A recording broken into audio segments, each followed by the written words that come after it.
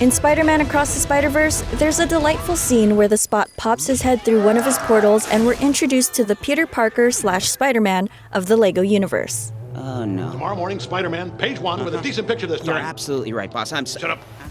It seems like a simple reference to 2014's The Lego Movie, which was written and directed by Spider-Verse producers Phil Lord and Christopher Miller. An awesome fact about this scene? It was animated by a 14-year-old self-taught animator named Preston Mutanga, who caught the attention of Lord and Miller earlier this year when he posted and shared a sophisticated Lego recreation of Across the Spider-Verse's trailer. Everyone keeps telling me how my story is supposed to go. Nah, I'm gonna do my own thing. Preston, who has been animating since he was 7 years old, fell in love with the Lego Movie, which combined two of his favorite things, Legos and animation. I loved it, honestly. I was instantly in love with it. I remember I was like 6 or something, 6. And I really loved how creative it was. It looked so much like stop motion. Like, I thought it was stop motion when I first saw it, but then eventually found out that it was actually 3D animated and like CGI, and it wasn't real and it wasn't stop motion. I got so surprised and I wanted to recreate that effect myself. At the same time that moment of inspiration struck, Preston learned about the 3D computer graphics software Blender. I've been an animator for around 7 years. I remember tampering with 3D animation when I was like 7 years old. My dad had used this program called Blender. It's a free 3D software that's used for a lot of things. He used it for work and building kind of like machines. So I eventually saw it and realized that it could be used for like 3D animation, and I got hooked. Prior to the Spider-Verse Lego trailer that got Lord and Miller's attention, Preston's YouTube channel featured Lego-fied versions of TV and movie scenes.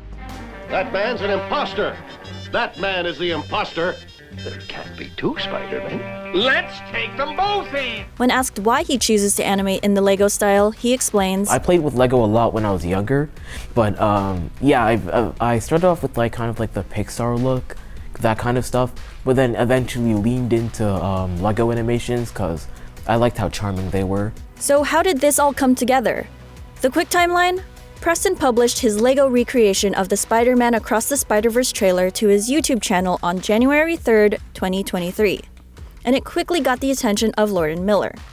It was producer Christina Steinberg, however, who reached out to Preston via email the next day to set up a meeting. Wanna get out of here? Oh, when? Sadly though, I didn't see the email until like 2 months later, or a month later, because it got sent to my junk. But then, they emailed me through Twitter. They DM'd me on Twitter, which is how I found out that they emailed me. I'm like, oh no, I missed this. Thankfully, there was still enough time for this collaboration to happen, even with the film coming out in June. The team was surprised, however, to find out that he was only 14 years old. I remember them saying they were like, is it even legal? Can we hire this guy? He's 14. They were able to make it work, and all in all, the entire process of producing the scene took about 3 months.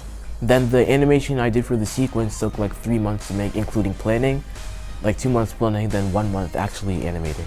Even while taking part in this incredible opportunity, Preston was still a student first and foremost.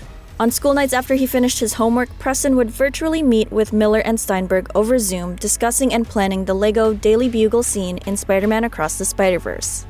And there was just like a lot of feedback sessions that was going on throughout. We usually had these Zoom meetings from like after or around 5 p.m. EST, because like I'd be home from school and I get my homework done, and then we could start working on the movie.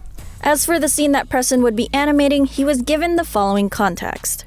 It's the Spot going through discovering he has his powers, and he's going through different portals, and he eventually popped into a Lego dimension, which is what they told me. Then they showed me storyboards for that.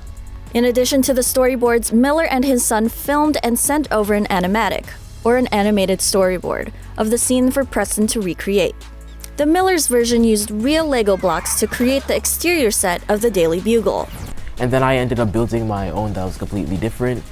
But it was the same concept, like Peter looks through the window, sees the taxi crash into the building, rushes into the bathroom while J. Jonah Jameson is scolding at him, and Peter Parker changes into a Spider-Man suit. What you see in the final version of the film uses everything Preston animated, which is a blessing in this industry. In other words, nothing was cut. I'd pay good money to see that. So which shots were the hardest to bring to animated life? Two come to mind for Preston. First was the taxi crash that Miller showed in the animatic. Getting like the pieces to fall down, simulating was hard. Kept on breaking. However, while the program struggled with the taxi animation, Preston adds, That was like one of the things I actually got right off the bat. I animated it once and then never touched it again. meaning that he didn't have to address any notes on it or keep changing it. And the second hardest shot to animate, probably because it evolved so much, was actually the way that Peter walked across the office of the Daily Bugle. Get out of You here! got it, boss. I'm on it. I need a raise. There was a bunch of iterations. First, it was just intended to plan, just walk straight. Then he was supposed to turn around. Then he turned around clockwise. It was a bunch of little changes, but eventually, I think the final result was worth it. Preston was also able to add some personal Easter eggs to the scene. I was the one on the bicycle. I used that signature minifigure on a lot of my older videos, and I just thought it would be cool if I could just sneak it in there somehow. Proving himself a true LEGO animation fan, there's also a deep-cut reference to the mischievous chicken featured in the Master LEGO Ninjago short.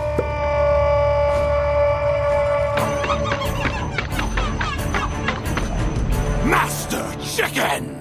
There was a guy getting his money stolen by chickens. I don't know if you saw that, but yeah, it's pretty small. It's hard to see the first time seeing it. And as an homage to the LEGO movie and to Lord and Miller, he gave them both a tiny cameo each. Phil Lord was the one saying does anyone have the instructions for this building? And then Chris was, they're just arguing with the police officer. And lastly, the shot Preston is most proud of? After he changes out of his regular clothes, he just tosses the Spider-Man torso above. Yeah, I thought that was funny. I looked at a lot of reference for the LEGO movies, Emmett changing in the first movie. That I used that as reference for animating that part. Certainly, it must be flattering to have the Spider-Man you animated considered one of Spider Society's best. Jess, who's on this? Preston doesn't know if he'll be asked back for Spider-Man Beyond the Spider-Verse, but he would 100% work with Phil and Chris again. For now, he's recreating scenes from across the Spider-Verse in LEGO on his channel and making his own films. Whatever project he ends up on collaborating next, he'll come prepared with this invaluable experience.